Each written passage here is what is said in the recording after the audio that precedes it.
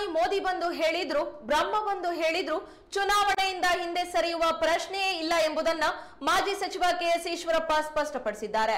ಶಿವಮೊಗ್ಗದಲ್ಲಿ ಮಾಧ್ಯಮ ಪ್ರತಿನಿಧಿಗಳ ಜೊತೆ ಮಾತನಾಡಿದ ಅವರು ತಮ್ಮ ನಿರ್ಧಾರ ಅಚಲ ಎಂದರು. ಸೇರಿ ಬ್ರಹ್ಮ ಬಂದು ಹೇಳಿದ್ರು ನಾನು ವಾಪಸ್ ತಗೊಂಡಲ್ಲ ಅಂತ ಹೇಳಿದ್ರು. ಮೋದಿ ಸೇರಿ ಮೋದಿ ಬಿಟ್ಟಲ್ಲ, ಆಯ್ತು ಬಂದು ಹೇಳಿದ್ರು ನಾನು ವಾಪಸ್ ತಗೊಂಡಲ್ಲ ಅಂತ ಹೇಳಿದ್ರು. ಮೋದಿ ಸೇರಿ ಮೋದಿ ಬಿಟ್ಟಲ್ಲ, ವಾಪಸ್ ತಗೊಂಡಲ್ಲ ಅಂತ ಹೇಳಿದ್ರು. ಮೋದಿ ಸೇರಿ ಮೋದಿ ಬಿಟ್ಟಲ್ಲ,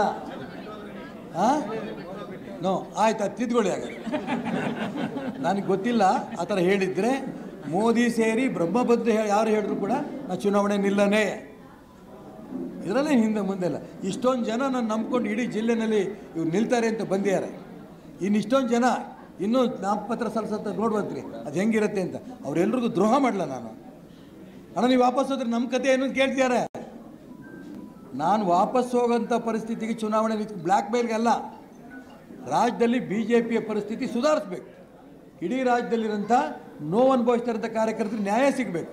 ಹಿಂದೂ ಕಾರ್ಯಕರ್ತರು ಅಂತ ಅಂದ್ಕೊಂಡು ಪ್ರಯತ್ನ ಮಾಡ್ತಿರೋರು ಎಲ್ಲರೂ ಕೂಡ ಇವತ್ತು ಅನ್ಯಾಯ ಆಗಿದೆ. ಬಸವನಗೌಡ ಪಾಟೀಲ್ ಯತ್ನಾಳ್, CT ರವಿ, ಪ್ರತಾಪ್ ಸಿಂಹ, ಅನಂತಕುಮಾರ್ ಹೆಗಡೆ, ಸದಾನಂದ ಗೌಡ, ನಳಿನ್ ಕುಮಾರ್ ಕಟೀಲ್ ಇವರೆಲ್ಲರೂ ಹಿಂದೂ ಹುಲಿಗಳು. ಇವ್ರು ಯಾಕೆ ಪಕ್ಕಕ್ಕೆ ಸರಿಸಿದರೆ? ಹಠ ಮಾಡಿದ್ರೆ ಶೋಭನ್ ಟಿಕೆಟ್ ಕೊಡ್ತೀವಿ. ಇವ್ರು ಯಾಕೆ ಹಠ ಮಾಡಲಿಲ್ಲ ನೀವು ಯಡಿಯೂರಪ್ಪನವರೇ? ಅದಕ್ಕೋಸ್ಕರ ಇದು ಎಷ್ಟು ದಿನ ಇದೊಂದೇ ಚುನಾವಣೆ ಈ ರೀತಿ ಆಟ ಆಡೋದು.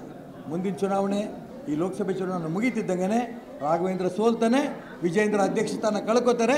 ಒಳ್ಳೆ ರಾಜಕೀಯ ಪಕ್ಷ ಏನು ಪಕ್ಷದ ಸಿದ್ಧಾಂತದ ಮುಖಾಂತರ ಬೆಳೆಸಬೇಕೋ ಅಂಥ ಭಾರತೀಯ ಜನತಾ ಪಾರ್ಟಿ ಕಟ್ಟಬೇಕು ಅಂತೇಳಿ ಇಡೀ ರಾಜ್ಯದ ಜನರು, ಇಡೀ ರಾಜ್ಯದ BJP ಕಾರ್ಯಕರ್ತ ಅಪೇಕ್ಷೆ ಇದೆ.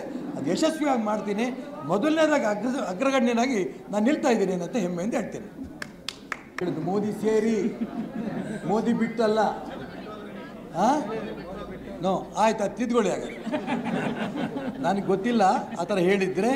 ಮೋದಿ ಸೇರಿ ಬ್ರಹ್ಮ ಬಂದು ಯಾರು ಹೇಳಿದ್ರು ಕೂಡ ನಾ ಚುನಾವಣೆ ನಿಲ್ಲನೇ, ಇದರಲ್ಲೇ ಹಿಂದೆ ಮುಂದೆ ಇಲ್ಲ.